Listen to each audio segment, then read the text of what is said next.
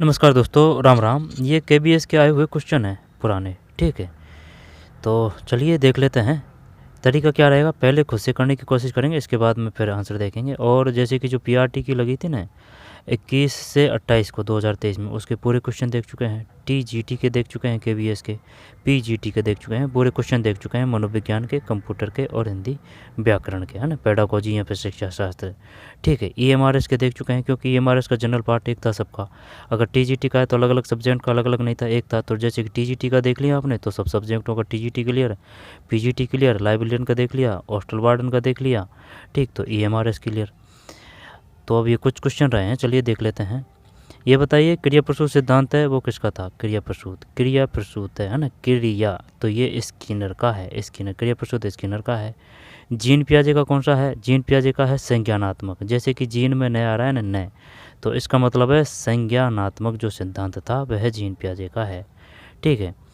और ये बताइए, जो किशोर अवस्था है, जो किशोर अवस्था है, इसको तूफान की अवस्था किसने कहा है? तूफान, तूफान यानी कि जो हॉल होता है, कमरा होता है, ठीक है।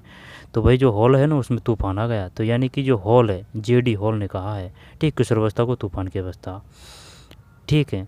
इसके बाद में जो है थांडाई का कौन सा सिद्धांत था? थांडाई का ये बिल्ली पे प्रयोग किया था इन्होंने, यानी कि थार ने डाई लगा के बिल्ली को पकड़ा। तो जिल बिल्ली को पकड़ते हैं ना, उसमें जो क्रियाविटी होती है तत्परता की, है ना, तो थांडाई का जो सिद्धांत है वो तत्परता का भी सिद्धांत कहा गया है, ठीक है। और ये जो थांडाई का ये बिल्ली पे किया गया है, प्रयास में त्रुटि का सिद्धांत भी कहा जाता है, ये इसी कोई थांडाई का। हार्वर्ड गार्डनर का सिद्धांत का नाम बताइए। हार्वर्ड गार्डनर बहुबुद्धि का सिद्धांत दिया था। तो जो बुद्धि का जो सिद्धांत है वो किसने दिया था? बुद्धि का जो त्रिआयामी सिद्धांत है ना, बुद्धि का त्रिआयामी सिद्धांत, ये गिलफोर्ड ने दिया था, ठीक है। गिलफोर्ड, बुद्धि का त्रिआयामी सिद्धांत गिलफोर्ड ने दिया था। और हार्वर्ड गार्डनर है, उसने बहुबुद्धि का सिद्धांत दिया था। बहु यानी कि जो रेल की पटरी होती है ना, गार्डनर, रेल की जो पटरी है उस पर बहुबुद्धि लोग जा रहे हैं। हार्वर्ड गार्डनर ने किसका सिद्धांत दिया था? बहुबुद्धि का सिद्धांत दिया था, ठीक है, हार्वर्ड गार्डनर। और समूह कारक सिद्धांत किसने दिया था? ये बताइए, समूह कारक का सिद्धांत किसने दिया था? बुद्धि का तरलता का सिद्धांत किसने दिया था? बुद्धि का तरलता का सिद्धांत केटल है, यानी कि जो चाय की जो केटली है उसमें 16 जड़ी बूटी डाल के चाय पी रहे हैं ना, तो केटली से केटल हो जाएगा, केटल। और जो चाय है वो तरल है, तो बुद्धि का तरलता का सिद्धांत केटल का है। 16 पीएफ वो जड़ी बूटी, 16 जड़ी बूटी हैं वो 16 पीएफ है। 16 पीएफ किसकी है? केटल की है, ठीक है। इसके बाद में और कौन सा है? एसआर थ्योरी किसकी है? एसआर थ्योरी और आरएस थ्योरी, ये बताइए। जैसे सह से सेल्डन है, सह से शारीरिक सिद्धांत है, शारीरिक, ठीक है, सह से सेल्डन, सह से शारीरिक। फ्रोबाल का कौन सा है? फ्रोबेल यानी कि फ्रो को बोल जाइए, बेल को याद रखिए, बेल को यानी कि जो गार्डन होती है उसमें वही बेल ही तो होती है। तो फ्रोबेल का जो है वो किंडरगार्टन है, किंडरगार्टन, गार्डन से गार्डन, ठीक है। तो फ्रोबेल किंडरगार्टन, फ्रोबेल की जो विधि है वो है किंडरगार्टन। मोरिया मोंटेसरी से ही है। सामाजिक की बात है कि ये बताइए, जो सामाजिक का जो सिद्धांत है वो किसका है? तो सामाजिक का सिद्धांत है ना, से वाइगोस्की है, वाइगोस्की का से, ठीक है। और जो शेष अवस्था है वो क्या है? 0 से 2। तो फिर जो किशोर अवस्था है जीन पियाजे के अनुसार वो कौन सी है? वो है 12 से 18 या 19 है, ठीक है। इसके बाद में हार्वर्ड गार्डनर, किलपैट्रिक, युंग का कौन सा है? युंग। हर्बर्ट की पंचपदियाँ हैं, प्रस्ताव, प्रस्तुत, प्रस्तुतिकरण, तुलना, है ना, ऐसे है वो, वैधता, कुछ ऐसे है, ठीक। हर्बर्ट की पंचपदी है। और जो है कौन सा, फ्रोबेल तो हो गया। फ्रोबेल के बाद में शारीरिक सिद्धांत, ये एड एड अहम, है ना, एड अहम पराहम किसकी है? पराहम किसकी है? एड अहम और परा अहम, ये है एड अहम और पराहम, ये किसकी है? एड अहम पराहम किसकी है? ये है, नाम ध्यान नहीं आ रहा है ना। इसके बाद में और क्या है, और जो जो ध्यान आएगा तो देख लेंगे। चलिए शुरू करते हैं। समूह में और सहभागिता द्वारा सीखने के अभ्यासों को, समूह में और सहभागिता द्वारा सीखने के अभ्यासों को क्या कहते हैं? एड अहम पराहम, फ्रोबेल तो वो हो जाएगा किंडरगार्टन। सेल्डन का शारीरिक है ना, सेल्डन का शारीरिक है। वैसे वाटसन, वैसे व्यवहारवादी है वाटसन। सूझवादी कौन कौन है? सूझवादी है, जो सूझवादी है वो है ब्रदाइमर, कोहलर, कोप्पा। कोहलर ने किस पे प्रयोग किया था? कोहलर ने किया था उस पर चैंपांजी पर प्रयोग किया था, है ना, बनमानस, ठीक है। और जो वो है कौन सा, वाटसन व्यवहारवादी है, लेकिन जैसे कि जीन पियाजे ने किस पे प्रयोग किया था, और जो पावलोव है, पावलोव है ना, पावलोव ने कुत्ता पे प्रयोग किया था। एसआर थ्योरी आर थ्योरी इनकी है, ठीक है। इसके बाद में बुद्धि का जो द्विकारक सिद्धांत देते या फिर तीन कारक के सिद्धांत की बात है तो वो स्पीयरमैन है, यानी कि नाम तो एक ही है लेकिन अपन ने विभाजित कर रखा है इसको, स्पीयर और मैन, यानी कि द्विकारक सिद्धांत और त्रिकारक सिद्धांत बुद्धि के ये स्पीयरमैन के ही हैं, ठीक है। इसके बाद में और कौन सा है, आगे चलते हैं, 111 को देखते हैं। समूह में, और वो ध्यान नहीं आ रहा, वो खूब अच्छी तरह से इड अहम और परा अहम, इड अहम परा अहम, शेल्डन का शारीरिक हो गया। और जो गोलकाय सिद्धांत किसने दिया था, गोलकाय सिद्धांत, गोलकाय सिद्धांत किसने दिया था, ठीक है। जो पतले लोग हैं उनका सिद्धांत किसने दिया था, ठीक है। 111 को देखते हैं, 111 में सी है, समूह में और सहभागिता द्वारा सीखने के अभ्यासों को प्रोत्साहित किया जाना चाहिए, समूह और सहभागिता द्वारा सीखने के अभ्यासों को प्रोत्साहित किया जाना चाहिए। ये 50 क्वेश्चन है, ठीक है। फिर 12, आजकल शिक्षक और विद्यार्थी दोनों को कंप्यूटर पर काम करना आवश्यक नहीं है, को कंप्यूटर की अच्छी जानकारी होनी चाहिए, कंप्यूटर साक्षर हो सकते हैं, को कंप्यूटर के बारे में कुछ भी जानकारी नहीं होनी चाहिए, कंप्यूटर की होनी चाहिए, जैसे कि केबी, एमबी, जीबी, टीवी के बाद में पीबी है, ठीक है, यानी कि टीवी होती है पीबी से, तो पीबी के बाद में फिर है एक्सा के बाद में जोट्टा के बाद में योट्टा है ना, जेट्टा के बाद में योट्टा के बाद में बीबी है, जो जियो टीवी पे सिनेमा देख रही है ना, तो बीबी। ब्रोटोबाइट के बाद में जियो सबसे बड़ी जियो है। इड अहम और परा अहम, प्रोवेल नहीं, शेल्डन और नहीं आ जाएगा वो, अब तो नहीं आएगा ध्यान। आजकल शिक्षक और विद्यार्थी दोनों, तो 112 में भी है, को कंप्यूटर की अच्छी जानकारी होनी चाहिए। इसके बाद में किसी पठन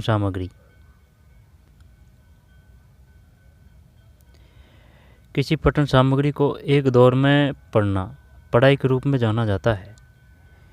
जब 113 में सी है,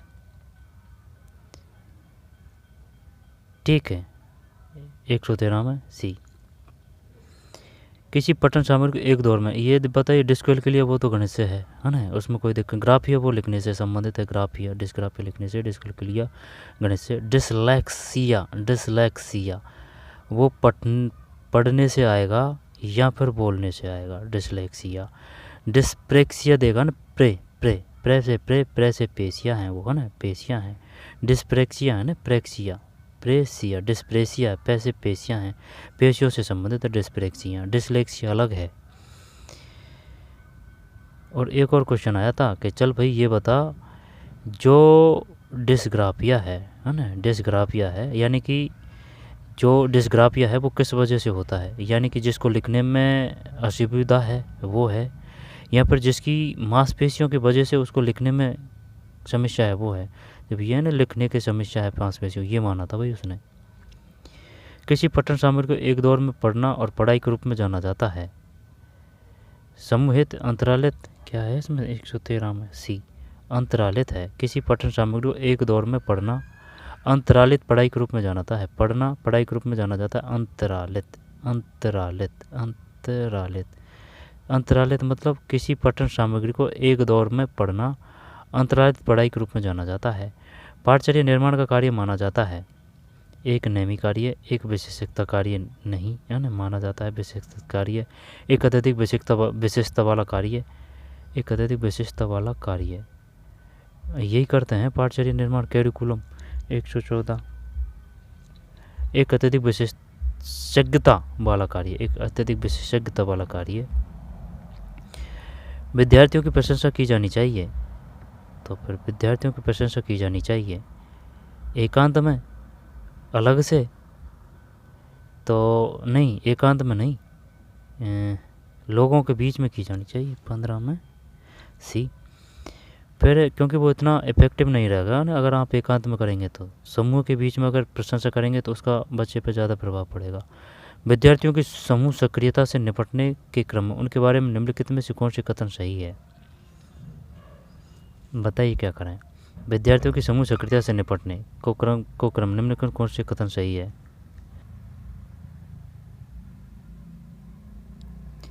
विद्यार्थियों की समूह सक्रियता से निपटने के क्रम में उनके बारे में निम्नलिखित में कौन से कथन सही है। समूह सक्रियता, विद्यार्थी अपरिपक्व होते हैं, नहीं परिपक्व होते हैं, है ना भाई। जैसे कि एक तो एक खुद से ही सीखता है, और एक जैसे कि उसके मित्र हैं या फिर जो क्लास है 8-10, तो जैसे कि अगर कोई बच्चा या फिर उसका साथी उससे आगे जा रहा है, यानी कि टीचर ने अगर 2 क्वेश्चन पूछा क्लास में, ठीक है, अगर 2-4 ने अगर क्वेश्चन बता दिया तो उसका प्रभाव पड़ेगा ना बच्चे पे। अगर उस पर नहीं आया तो उसका ज़्यादा प्रभाव पड़ता है समकक्षियों का। विद्यार्थियों समूह सक्रियता से निपटने के क्रम उनके बारे में लिंग में कौन सा कथन सही है। विद्यार्थी परिपक्व होते हैं ना, ये अपरिपक्व नहीं आएगा, परिपक्व होते हैं। विद्यार्थी अच्छे या बुरे अंतर कर पाने में सक्षम होते हैं। विद्यार्थी अधीर और संवेदनशील होते हैं। कौन सा कथन सही है, यही आ जाएगा। ये अलग से ही दिख रहा था ना कि ये किस प्रकार का क्वेश्चन है, तो ये उपयुक्त सभी है। कौन सा कथन सही है। उनके बारे में समूह सक्रियता से निपटने के क्रम उनके बारे में कौन से कथन सही, उपयुक्त सभी। विद्यार्थी अपरिपक्व होते हैं, एक तो ये सही है, अपरिपक्व होते हैं। समूह सक्रियता से निपटने के क्रम उनके बारे में कौन सा कथन सही है। विद्यार्थी अपरिपक्व होते हैं। विद्यार्थी अच्छे या बुरे का अंतर कर पाने में अक्षम होते हैं, बात भी सही है।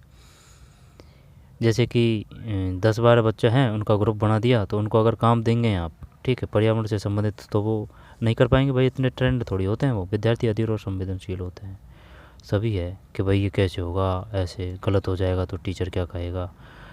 117, निम्नलिखित में से क्या उस खांचे या रेंज को सूचित करता है जिसके किसी योग्यता या गुण के लिए किसी व्यक्ति के प्रवीणता स्तर का फैसला किया जाता है।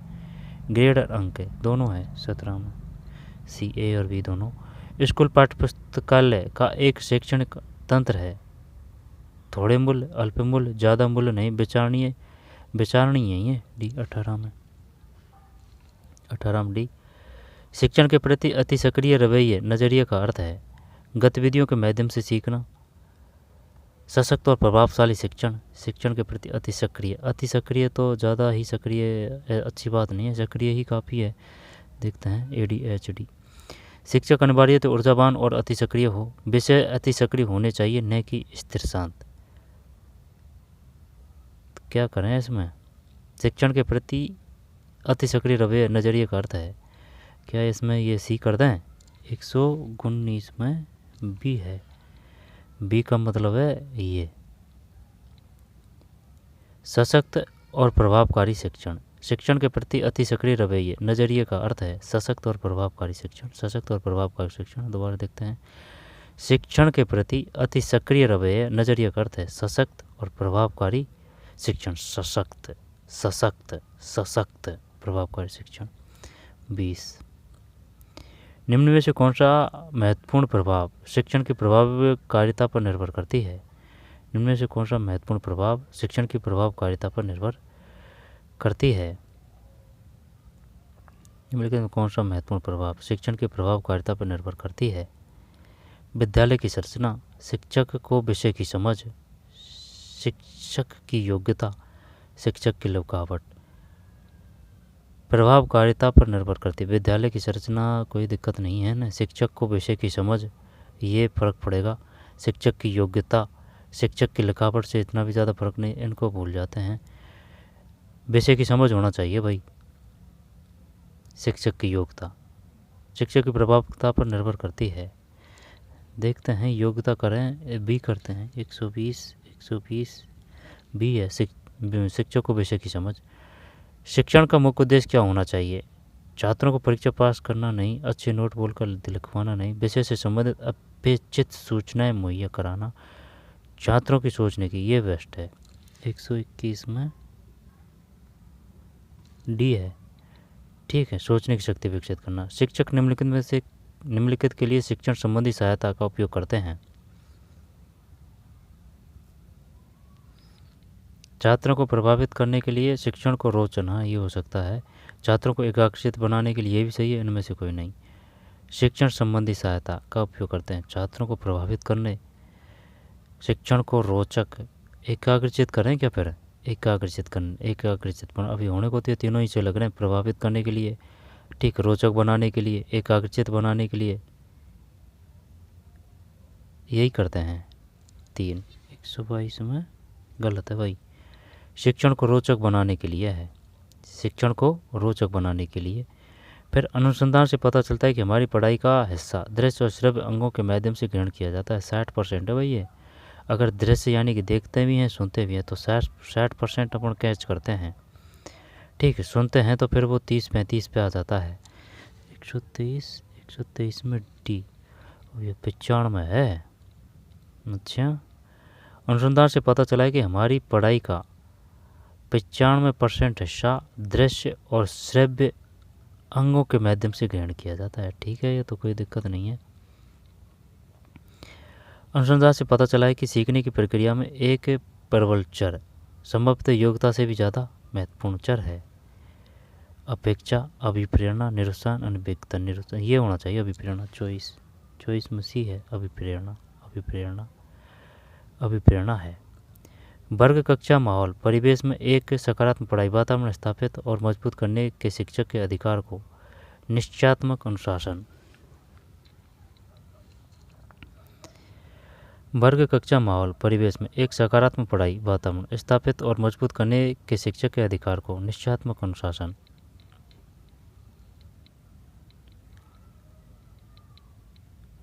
वर्ग कक्षा के माहौल परिवेश में एक सकारात्मक पढ़ाई वातावरण स्थापित और मजबूत करने के शिक्षक के अधिकार को निश्चयात्मक अनुशासन तो बढ़ावा देता है, ठीक है। वर्ग कक्षा के माहौल परिवेश में एक सकारात्मक पढ़ाई वातावरण स्थापित मजबूत करने के शिक्षक अधिकार को निश्चयात्मक अनुशासन बढ़ावा देता है, यानी बढ़ावा ही देता है। 25 सही है, बढ़ावा देता है। 25 के बाद में 26, जब किसी शिक्षक पर प्राधिकारी आए हुए क्वेश्चन है ना, शिक्षक पर प्राधिकारी हावी होते हैं या उसे अन्य कार्य करने के लिए बाध्य किया जाता है तो उसकी क्षमता प्रभाविकता है। तो उसे अन्य कार्य करने के लिए बाध्य किया जाता है तो उसकी क्षमता प्रभाविकता है। बात आ रही है समझ में?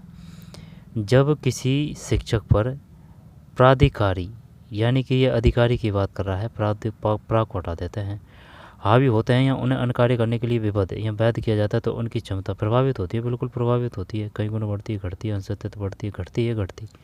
126 में भी है।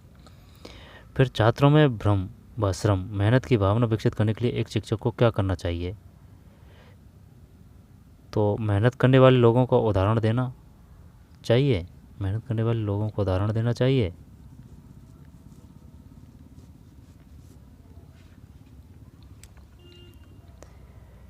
श्रम मेहनत की भावना विकसित करने के लिए एक शिक्षक को क्या करना चाहिए? उदाहरण देना चाहिए। शिक्षक को मेहनत के काम में लगना चाहिए। मेहनत के महत्व पर विस्तृत व्याख्यान नहीं चलेगी, बालक है ना देख के सीखते हैं। छात्रों को मेहनत करने के मौके देने चाहिए। भावना विकसित करनी है। अब तो भावना कैसे विकसित करेंगे भाई? उदाहरण देंगे या पर मेहनत के काम में लगाना चाहिए या पर खुद को मेहनत के काम में लगना चाहिए? यहाँ पर छात्रों को मेहनत के मौके देने चाहिए। तो इसमें कौन सा बेस्ट रहेगा? क्या डी कर दें? मेहनत करने के मौके, जब मौके देने से क्या भावना विकसित हो जाएगी उनमें? चल भी करते हैं भैया ना, गलत भी हो सकता है। नहीं, डी है। छात्रों को प्राय मेहनत करने के मौके देने चाहिए, ये है इसमें। किसी हिल स्टेशन की यात्रा के दौरान यदि आपका एक छात्र किसी वृद्ध महिला के साथ दुर्व्यवहार करता है तो उसे क्या करेंगे? छात्र वृद्ध महिला के साथ उसकी गलती स्वीकार नहीं करेंगे, क्योंकि आप सभी एक अत्यंत प्रतिष्ठित स्कूल से आते हैं। उस महिला से बहस करेंगे नहीं, अपने छात्र को उस वृद्ध महिला से माफ़ी मांगने के लिए कहेंगे। सही बात है, एकदम सही। 28 में सी है। यदि बुलाए जाने पर कुछ छात्रों के माता पिता अभिभावक आकर शिक्षक से नहीं मिलते तो शिक्षक को क्या करना चाहिए? ये पहले भी आ चुका है क्वेश्चन। वैसे छात्रों को अनदेखा करना शुरू करना चाहिए? नहीं, वैसे छात्रों को दंडित जाकर उनसे मिलना चाहिए, यही है। नहीं आ रहे तो आपको जाना चाहिए ना। 29 सही है, 29 में भी। फिर भारत में शिक्षा के विभिन्न स्तरों के गुणवत्ता डिजिटल विषय सूची तैयार करने के लिए भारत सरकार द्वारा की गई पहल में शामिल है। भारत में शिक्षा के विभिन्न स्तरों के लिए गुणवत्तापूर्ण डिजिटल विषय सूची तैयार करने के लिए भारत सरकार द्वारा की गई पहल में शामिल है।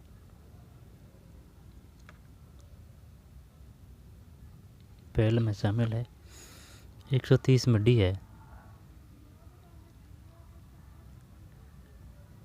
130 में डी।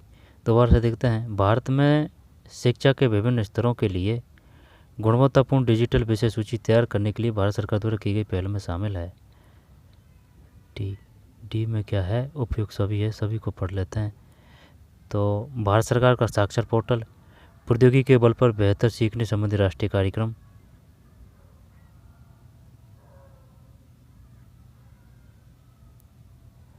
सीखने और ऑनलाइन शिक्षण के लिए मल्टीमीडिया शैक्षिक संसाधन, उपयुक्त सभी।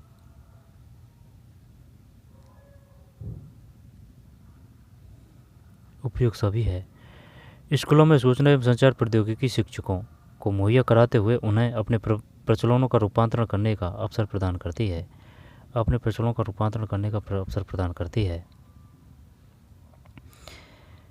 स्कूलों में सूचना एवं संचार प्रौद्योगिकी शिक्षकों को मुहैया कराते हुए उन्हें अपने प्रचलनों का रूपांतरण करने का अवसर प्रदान करती है। बेहतर शैक्षणिक विषय वस्तु, अधिक प्रभावी शिक्षण एवं अधिक विधियाँ, अधिक अत्यंत सक्रियात्मक शिक्षण, उपयुक्त सभी। 31 में डी है। बेहतर शैक्षणिक विषय वस्तु, अधिक प्रभावी शिक्षण एवं अधिक विधियाँ, अधिक अत्यंत सक्रिय शिक्षण सामग्री। भारत सरकार की कंप्यूटर आधारित प्रक्रिया के माध्यम से छात्रों को सिखाने के लिए ICT स्कूली योजना वर्ष से शुरू की गई थी। 32 में सी है। 2004 6 से 14 वर्ष के बीच की आयु के बच्चों को एक मौलिक अधिकार के रूप में और अनिवार्य शिक्षा देने के उद्देश्य से सर्व शिक्षा अभियान वर्ष के रूप में किया गया था। 33 में सी 2001 है। अनिवार्य शिक्षा देने के उद्देश्य से सर्व शिक्षा अभियान वर्ष में शुरू किया गया था। 2001 है। ठीक है, 2001। 133 में सी 6 से 14 है। दोबारा से देखते हैं, ये आ सकता है। ये है सर्व शिक्षा अभियान, मतलब SSA है। ये 6 से 14 वर्ष के बीच की आयु के बच्चों को एक मौलिक अधिकार के रूप में मुफ्त और निर्बाध शिक्षा देने के उद्देश्य से सर्व शिक्षा अभियान SSA 2001 133 सी। स्तरीय गुणवत्ता शिक्षक शिक्षा के लिए पाठ्यक्रम ढांचा राष्ट्रीय अध्यापक शिक्षा परिषद द्वारा वर्ष में निकाला गया। तो फिर ये निकाला गया 134 में सी है। ठीक है, 1996। स्तरीय गुणवत्तापूर्ण शिक्षक शिक्षा के लिए पाठ्यक्रम ढांचा राष्ट्रीय अध्यापक शिक्षा परिषद द्वारा वर्ष में निकाला गया 1996। स्तरीय गुणवत्तापूर्ण शिक्षक शिक्षा के लिए पाठ्यक्रम ढांचा राष्ट्रीय अध्यापक शिक्षक परिषद द्वारा वर्ष में निकाला गया। दोबारा से देखते हैं। स्तरीय यानी कि गुणवत्तापूर्ण, स्तरीय का मतलब है गुणवत्तापूर्ण शिक्षक शिक्षा के लिए पाठ्यक्रम ढांचा राष्ट्रीय अध्यापक शिक्षा परिषद द्वारा वर्ष में निकाला गया। 34 सी है भाई, 1996 है। और ये कौन सा है? 2001 है, सर्व शिक्षा अभियान। ये क्वेश्चन आ चुका है पहले भी 133 में, SSA 2001। और ये कौन सा है? ICT स्कूल योजना वर्ष, ये 2004 है। ये 2004 है, ICT 2004 है और है ना 2004 में शुरू की गई थी। और ये सर्व शिक्षा अभियान SSA 2001 है। और ये है गुणवत्तापूर्ण स्तरीय शिक्षक शिक्षा के लिए 1996 में शिक्षा परिषद द्वारा वर्ष में निकाला गया था। 134 में सी है। भारत सरकार ने बच्चों के लिए मुफ्त एवं अनिवार्य शिक्षा का अधिकार अधिनियम वर्ष में लागू किया गया था। 2009 है। 2009 35 में डी 2009 और ये पारित किया गया था। और ये जो लागू हुआ था 1 अप्रैल 2010 को। 1 अप्रैल 2010 है। एक शिक्षक को सफल माना जाता है यदि वह तो छात्रों को विषय की जानकारी देती है, विषय वस्तु के सुव्यवस्थित तरीके से प्रस्तुत करती हो, छात्रों को परीक्षाएं पास करने के लिए तैयार करती हो। एक शिक्षक को सफल माना जाता है यदि वह तो एक शिक्षक को सफल माना जाता है यदि वह विषय वस्तु को एक सुव्यवस्थित तरीके से प्रस्तुत करती है। यही है, विषय की जानकारी देता है छात्र परीक्षा पास करने के लिए छात्र को स्वास्थ्य के प्रति नहीं सुव्यवस्था आएगा बी। 36 में बी सही है। आम अर्थ में शिक्षण यदि क्षमता का अभिप्राय है। 37 में इतना ज़्यादा टफ नहीं है पेपर है ना। 37 में डी उपयुक्त सभी है। शिक्षा देने की तीव्र इच्छा, शिक्षण के प्रति समर्पण, शिक्षा देने की क्षमता रखना। निम्नलिखित में से किसी एक प्रोजेक्ट सहायक प्रणाली नहीं माना जाता है। स्लाइड प्रोजेक्टर है, ब्लैक बोर्ड है, ओवरहेड प्रोजेक्ट है, एपीडियास्कोप। एक प्रोजेक्टर के प्रोजेक्ट सहायता सामग्री नहीं माना जाता है एपीडियास्कोप। और जो होता है ना लिग्वाफोन है, वो भाषा की जो अशुद्धि है उसको सही करता है ना, आवाज़ वगैरह है ना, भाषा की शुद्धि। ठीक है। ऑडियो जो है लिग्वाफोन है ना, फोन से ऑडियो है, भाषा की शुद्धि सुधारी जाती है इससे। ये देखते हैं क्या है इसमें। 38 में बी है ब्लैक बोर्ड। निम्नलिखित में से किसी एक प्रोजेक्ट सहायक सामग्री नहीं माना जाता। ब्लैक बोर्ड नहीं है भाई, जबकि स्लाइड प्रोजेक्टर है, ओवरहेड प्रोजेक्टर है। ओवरहेड को क्या बोलेंगे? OHP, overhead project OHP। ठीक, ओवरहेड प्रोजेक्टर OHP। एपीडियास्कोप लिग्वाफोन वो ऑडियो से होता है। छात्रों के सही मूल्यांकन के लिए निम्नलिखित किस विधि का प्रयोग किया जाना चाहिए? छात्रों के सही मूल्यांकन के लिए निम्नलिखित किस विधि का प्रयोग किया जाना चाहिए? तो सतत मूल्यांकन कर दें। किस विधि का? सतत ही बेस्ट रहेगी फिर तो भाई। यही थोड़ी है आप 6 महीने अगर को हर दिन हर सप्ताह बच्चे का मूल्यांकन होना चाहिए। 145 में भी सतत मूल्यांकन CCE। बच्चे का पहला शिक्षक कौन होता है? तो माता पिता ही होते हैं। 140 में सी। फिर एक शिक्षक को समाज में सम्मान मिलना चाहिए जब वह प्रभाव तरीके से पढ़ाने में सक्षम हो, निष्ठापूर्वक अपनी ड्यूटी करता हो, एक आदर्श जीवन जीता हो। उपयुक्त सभी है। ठीक है। शिक्षक के दौरों के दौरान अपने बच्चों को आपकी कक्षा अपेक्षा नहीं होनी चाहिए। बच्चों को दौरे का आनंद लेना चाहिए, बच्चों को अवलोकन करके प्रश्न पूछने चाहिए। यही करते हैं है ना। देखते हैं, ज़्यादा कोई दिक्कत वाली बात नहीं है, जितना टफ नहीं है ज़्यादा है ना, निकल लेते हैं पढ़ के। 42 में सी है। बच्चों को कोई भी प्रश्न पूछने चाहिए। आपकी राय में छात्रों को प्रेरित करने के लिए सर्वोत्तम साधन क्या है? 43 में सी है, छात्रों का सहयोग लेना। फिर एक अच्छी उपलब्धि जांच का एक अभिलक्षण निम्नलिखित में से क्या नहीं है?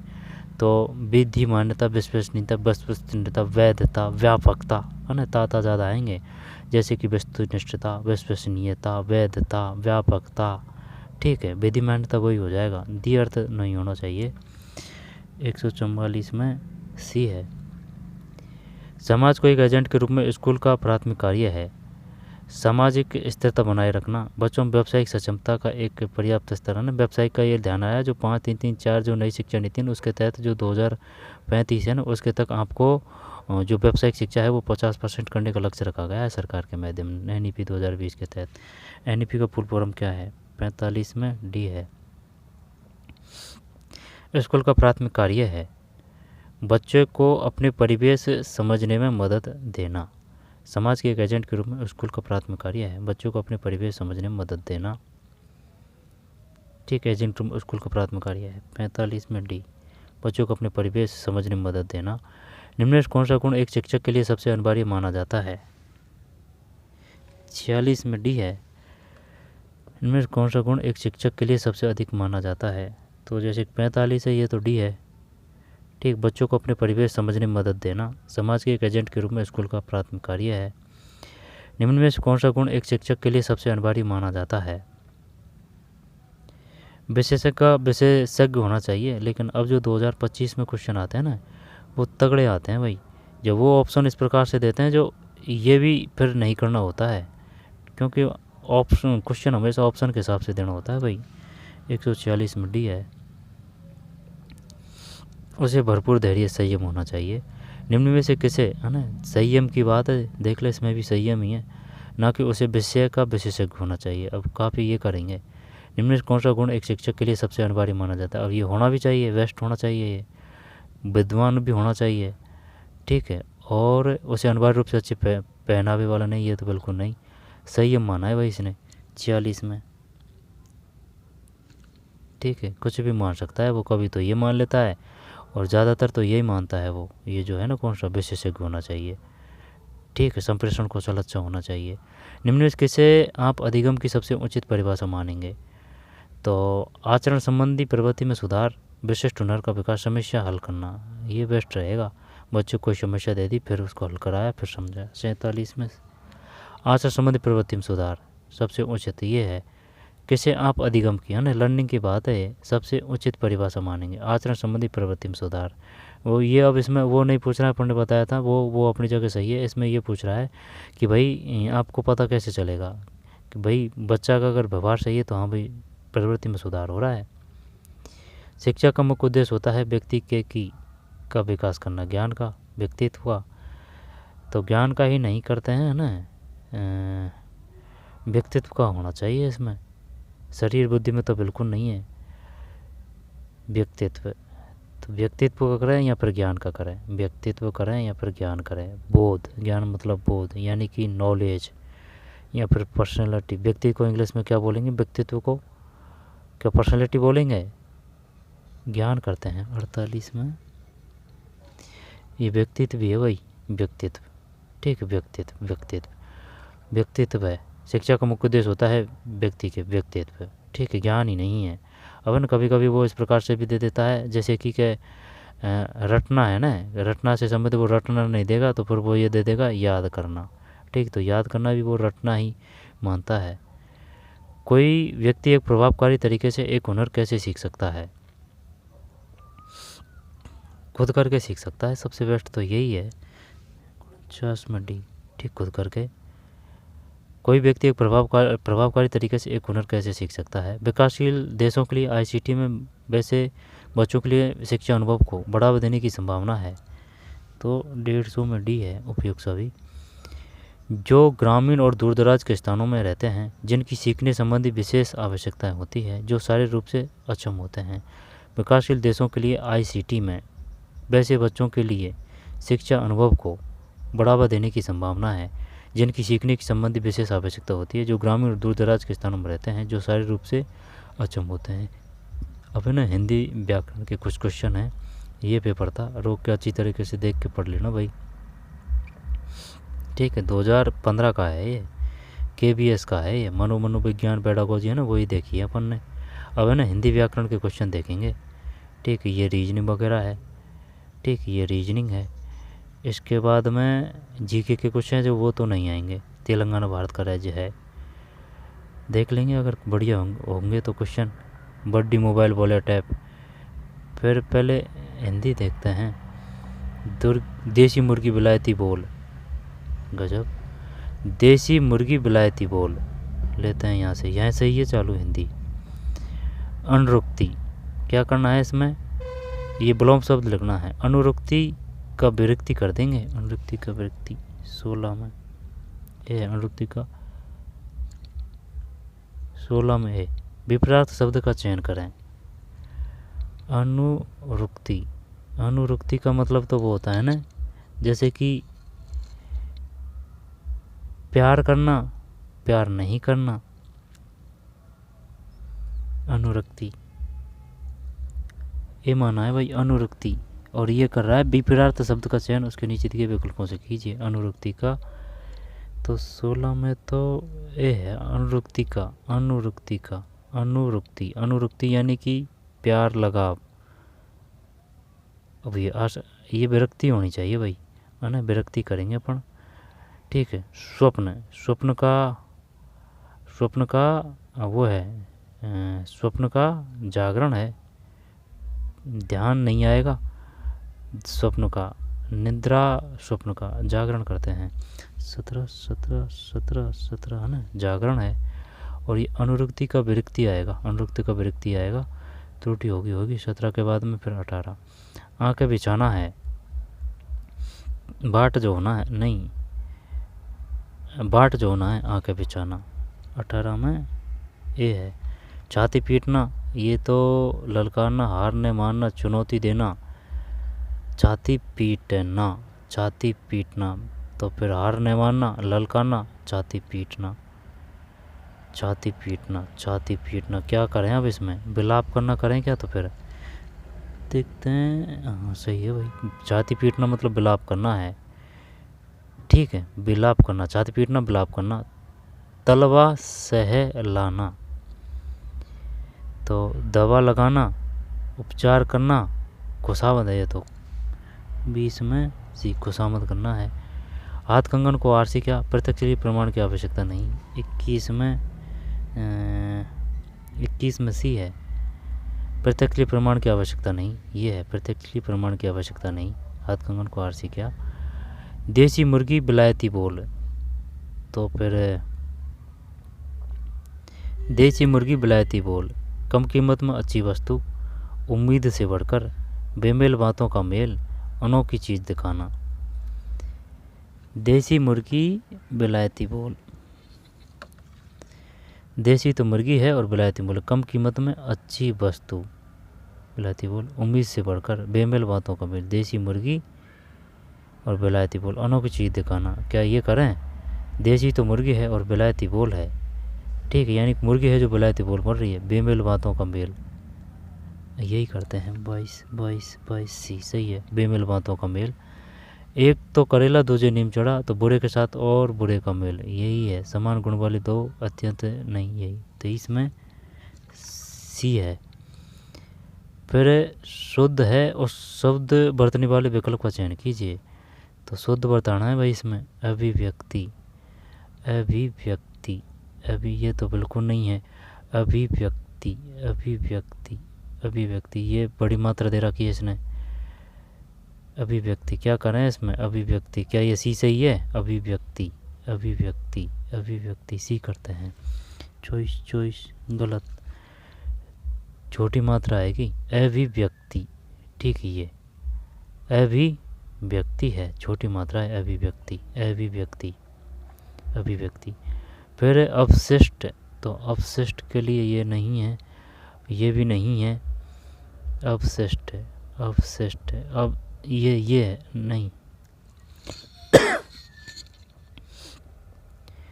अवशिष्ट, अवशिष्ट, अवशिष्ट, क्या ये है? यहाँ पर ये है अवशिष्ट। अवशिष्ट, अवशिष्ट, अवशिष्ट, अवशिष्ट।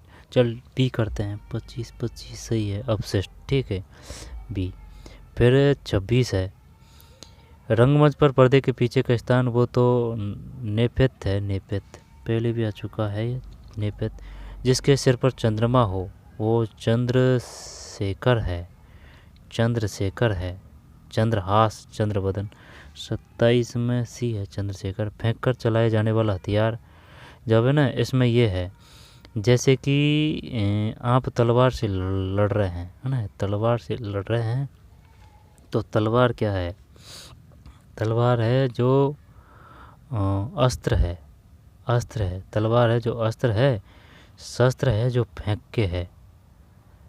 ठीक है, देख लेते हैं। 28 में ये फंस गए ना इसमें, ये कैसे करें? तो इसको अस्त्र है, ये फेंक कर चलाने वाला हथियार। 28 में डी, अस्त्र। और शस्त्र, फेंक के चलाने वाला हथियार अस्त्र है। तो ऐसे कर लेते हैं, है ना, जैसे कि हाथ है, हाथ का है और ये शस्त्र है ना, शस्त्र है, हाथ है। ठीक है, जैसे कि भाई जो थे है ना, थे ये इस प्रकार का है, तो से भी तो इसी प्रकार का है, सिमिलरिटी। तो भाई हाथ का ये शस्त्र है, हाथ है, शस्त्र है, हाथ है, हाथ है, शस्त्र है, हाथ है, शस्त्र है, हाथ है, शस्त्र है। ठीक है, हाथ का शस्त्र है, फिर कोई दिक्कत नहीं है। अगर हाथ का शस्त्र हो जाएगा तो फेंक का फिर ऑटोमेटिक हो जाएगा अस्त्र। तो हाथ है, शस्त्र है, से। विप्र, तो क्या करना है? समानार्थक। विप्र का समानार्थक शब्द का चयन करें। विप्र का सैनिक नहीं आएगा। विप्र का निर्धन, निर्धनी, ब्राह्मण। 29 में ब्राह्मण है। आविर्भाव, आविर्भाव का मतलब है मृत्यु, मोक्ष, वानप्रस्थ, उत्पत्ति। आविर्भाव, तो आविर्भाव का मतलब है मृत्यु, मोक्ष और वानप्रस्थ और उत्पत्ति। तो इसका क्या करें, आविर्भाव, आविर्भाव,